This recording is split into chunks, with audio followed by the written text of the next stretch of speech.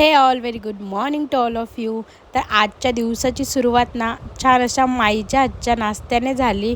जर तू हा व्हिडिओ बघत असशील माई, तर खरंच खूप थँक्यू तुला की तू अप्रतिम ढोकळे बनवते आणि टेस्टला तर भयानक होते, खूप मस्त टेस्ट होती. तर आम्ही सर्वजण इथे नाश्ता करत होतो आणि दीदीला उपवास होता. तर दीदीला पण माईने शेंगदाण्याची बर्फी बनवली. खरंच माझी माई शेंगदाण्याची बर्फी, ढोकळे, डोसा, इडली हे असे प्रकार खूप मस्त बनवते. तर आम्ही नाश्ता करायला गेलेलो होतो. नाश्ता वगैरे झाल्यानंतर ना आमचं एक काम होतं, तिथे गेलो. ते काम आवरल्यानंतर ना घरी आलो. तर हा गोळावाला इथे आलेला होता आणि गोळावाला आलेला असल्यानंतर शिव आणि माऊ गोळा तर घेणारच, त्यामुळे यांनी पटकन आजीकडून पैसे घेतले आणि गोळा घेण्यासाठी गेले. आता गोळ्यामध्ये थोडासा ज्यूस टाकल्याशिवाय तर त्यांचं काही मन भरणार नव्हतं, त्यामुळे परत गेले आणि त्या दादांकडून यांनी ज्यूस टाकून आणला.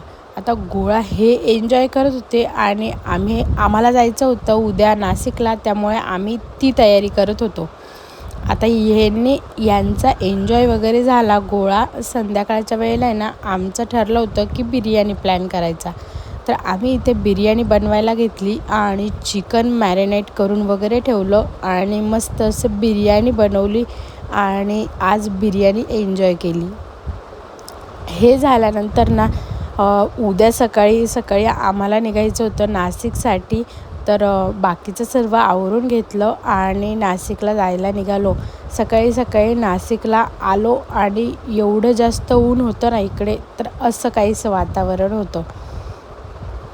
आणि घरी आल्यानंतर माऊने लगेच जे पप्पांना मेडल भेटलं आहे ना त्याच्यावर फोटो काढायचा होता, तर तिने ते बघितलं आणि हा सगळा पसारा आवरायला घेतला. जे मम्मीने दिलेला होता तो पसारा आवरून वगैरे घेतला आणि घरात ना आपण घरात 3 ते 4 दिवस नसलो तरी पण एवढा सारा पसारा आणि एवढी सारी धूळ झालेली होती ना, त्यामुळेच इथे अगोदर तर सर्व आवरायला घेतलं. फरशी वगैरे पुसून घेतली, सगळं स्वच्छ केलं आणि मुलं त्यांचा गेम एन्जॉय करत होते. खरं तर हे खूप दिवसाचे भेटलेले नव्हते आणि आज भेटले होते, त्यामुळेच ते त्यांचा गेम एन्जॉय करत होते. आणि गेम वगैरे झाल्यानंतर ना संध्याकाळी फिरायला गेल्यानंतर ना प्रिशा इथे गाडीवर बसून मोबाईल बघत होती. तर असा होता आजचा दिवस. चला भेटू नेक्स्ट व्हिडिओमध्ये. बाय.